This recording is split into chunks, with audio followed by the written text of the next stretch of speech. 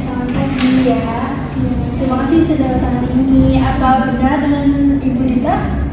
Iya Mbak, ini nenek saya, Dita. Saya Rosa, cucunya yang biasa ngurus nenek di rumah. Oke, Mbak Rosa dan Ibu Dita ya. Gimana kabarnya hari ini? Alhamdulillah saya baik, nenek juga baik. Tapi mungkin ada keluhan terkait kesehatannya gitu Mbak. Oke, kenalkan saya Awicita Dewi sebagai ahli gizi di sini. Mungkin untuk hari ini ada yang bisa saya bantu? Iya Mbak, jadi kalau saya lihat dari nenek itu berat badannya tuh cepet naik. Terus kalau misalnya lagi jalan-jalan nih, kadang nenek suka ngeluh kakinya sakit atau pegel gitu ya Nek. Terus juga kalau misalnya saya kasih tahu tentang makanan gitu, kadang tuh nenek suka susah buat diaturnya gitu. Terus Gitu ya. Oke, berarti di sini Mbak Rosa juga udah mulai khawatir ya sama ibu, apalagi tadi katanya ibu udah mulai cepet lelah. Iya Mbak. Oke, berarti di sini ibu maunya lebih sehat kan? Nah, kira-kira ada nggak yang bisa jadi pertimbangan ibu buat mengubah pola hidup ibu nih biar lebih sehat ke depannya? Iya, saya takut nantinya malah lebih sakit gitu Mbak. Karena umur juga udah gak muda lagi kan. Oh baik, ibu ingin tetap sehat di usia sekarang, tapi juga mau menghindari penyakit yang lebih serius ya. Nah itu hal yang penting ibu.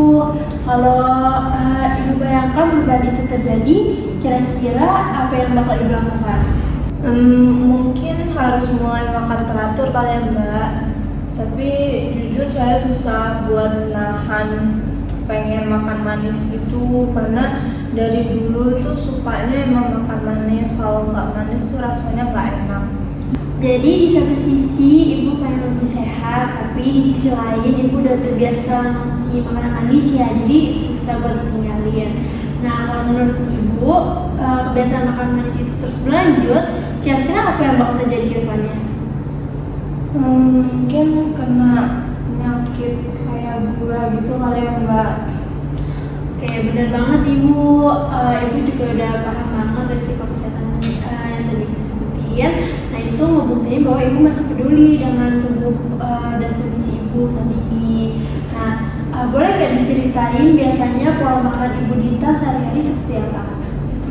Kalau nenek tuh kalau sarapan itu biasanya nggak makan, jadi kayak di skip aja gitu sarapannya. Terus kalau misalnya makan siang itu juga seadanya aja gitu Mbak, paling misal kayak nasi sama tahu atau tempe gitu. Terus ini yang malam biasanya sih Mbak yang makannya itu banyak, misalnya udah makan nih terus nanti makan lagi atau makan cemilan lain lagi gitu. Jadi kalau malam ini yang banyak.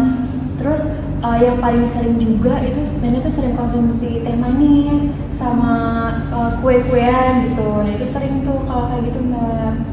Oh gitu ya. Kalau aktivitas sehari-hari ibu Dita gimana? Kalau aktivitas itu nenek juga seringnya sih duduk gitu sama paling nonton TV. Jadi emang jarang bergerak gitu sih Mbak. Ya, emang nih kalau di usia lansia aktivitas bisa jadi lebih terbatas dan itu wajar banget kok. Nah dari semua kemungkinan perubahan makanan dan juga minuman, kira-kira dari menurut ibu hal apa nih yang bisa dimulai untuk dilakukan ke depannya? Mungkin ngurangin makanan manis kali ya Mbak. Oke, itu pilihan yang sangat baik ya Mbak Ibu. Nah, langkah kecil kayak tadi ngurangin minuman manis, terus juga mulai bisa dari sarapan ringan kayak telur rebus atau ubi yang dikukus, terus juga ganti cemilan yang lebih sehat kayak tadi yang ubi dikukus ataupun buah-buahan juga boleh. Nah, itu jadi langkah yang kecil tapi sangat membantu jika dilakukan secara konsisten. Nah, di sini ibu sudah beri langkah awal yang tepat. Nah, kalau misalnya nih dari aktivitas, kira-kira ibu bisa berkegiatan apa yang masih nyaman untuk dilakukan? Apa ya Mbak? Jalan pagi kali ya? Kalau dari Mbak, gimana nih biar si ibu bisa melakukan kegiatan itu lebih rutin? Kalau misalnya mungkin saya temenin kali ya Mbak, misalnya setiap pagi gitu 30 menit lah gitu cukup kali ya Mbak buat jalan-jalan pagi aja gitu. Oh itu cukup kok Mbak. Nah, dengan ide yang sangat baik tadi, mungkin kedepannya dengan ditemani ibu juga lebih bersemangat mendampinginya dan juga mungkin merasa lebih aman. Kalau suatu hari ibu merasa lelah, kira-kira apa yang bakal ibu lakukan? Paling kalau ngerasa capek ya berhenti aja sih Mbak. Terus mungkin bisa balik ke kebiasaan lama. Oke, itu wajar sekali ibu kalau merasa seperti itu. Perubahan emang gak mudah untuk dilakukan. Tapi di sisi lain tadi ibu ingin tetap sehat dan mandiri di usia lansia ini ya. Iya Mbak. Baik, jadi dari diskusi kita hari ini, kira-kira aku ingin tanya juga dari Mbak Rosa, apakah ada target untuk perubahan ibu ke depannya gimana? Kalau misalnya target mungkin Nenek kedepannya supaya lebih konsisten aja sama apa yang udah tadi didiskusiin itu ya Mbak. Terus juga nanti kedepannya juga semoga bisa jadi lebih sehat. Baik, itu sudah bagus banget ya Mbak Rosa dan Ibu. Kalau misalnya dari Mbak Rosa dan juga Ibu, boleh saya minta jelasin ulang atau simpulkan apa yang Ibu dan Mbak pahami selama sesi konseling kita hari ini? Saya pokoknya itu pengen sehat Mbak. Jadi kedepannya saya akan mengurangi makanan dan minuman yang manis-manis. Terus juga berusaha untuk jalan pagi rutin. Ya, mungkin nanti bisa juga saya temenin gitu kan ya Mbak, sama juga paling penting-penting tentang pola makan ibu ya, tentang pola makan Nenek. Oke, itu udah bagus banget Ibu Dita dan juga Mbak Rosa. Perubahan ini emang gak harus yang besar sekaligus, tapi kekuatan terbesar juga pada Ibu Dita dengan kesiapannya dan juga yang paling penting adalah dukungan keluarga. Saya yakin juga kalau misalnya Mbak Rosa menemani Ibu dalam perubahan ini akan hal baik pada kedepannya untuk kesehatan Ibu. Ya.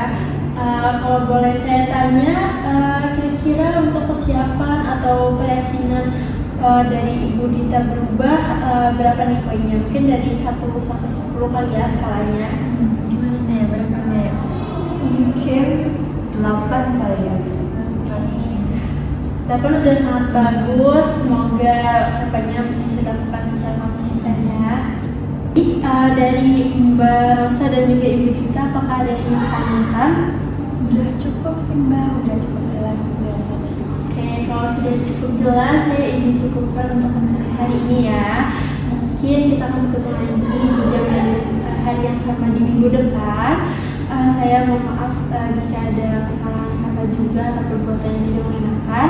Mungkin selanjutnya bisa konsultasi ke dokter ya. Terima kasih ya. Semoga Mbak untuk bantuannya. Terima kasih. Siang Nih, siang Mbak. Iya, siang Mbak. Gimana? Tadi apakah Nagita udah berkonsultasi dengan ahli gizi? Iya udah tadi. Oke, gimana tadi sesinya, lancar atau ada kendala? Alhamdulillah lancar. Ya, alhamdulillah bagus ya kalau gitu. Sebenarnya saya mau terima kasih juga kepada Nagita dan Mbak Rosa karena udah berkenan ya untuk mengikuti sesi konselingnya hari ini. Sini saya juga udah ada menerima laporan hasil dari konseling gizinya yang Pak lakukan, dan saya mau menyampaikan beberapa hal lagi ya untuk mendukung rencana yang sudah Nagita buat tadi dengan ahli gizinya.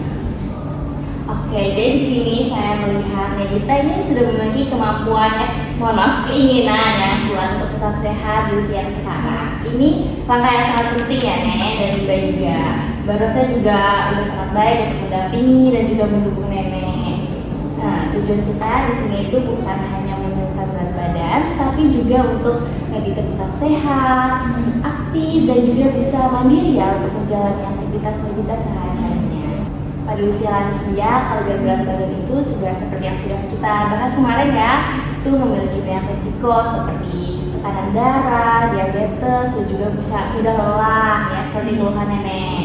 Namun kita nggak perlu langsung melakukan perubahan-perubahan yang sangat besar. Kita cukup melakukan perubahan yang konsisten tapi tetap secara bertahap ya.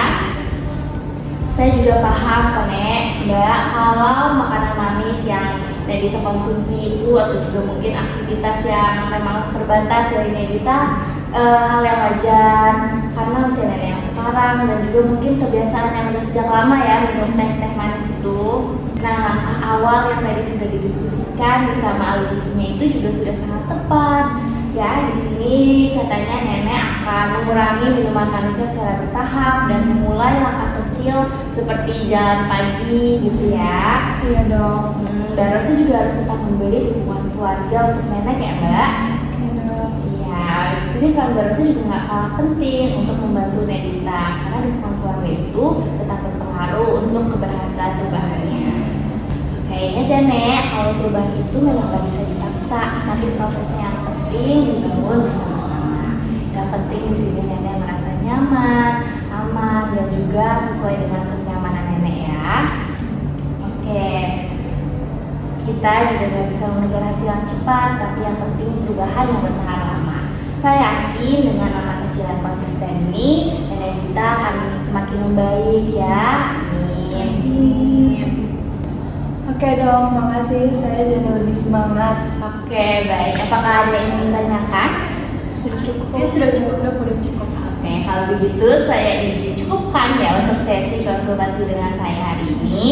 Oke, terima kasih atas waktunya. Ya, makasih banyak juga untuk bantuannya. Terima kasih dong. Permisi, Iya, assalamualaikum. hati-hati ya, Nek. Iya.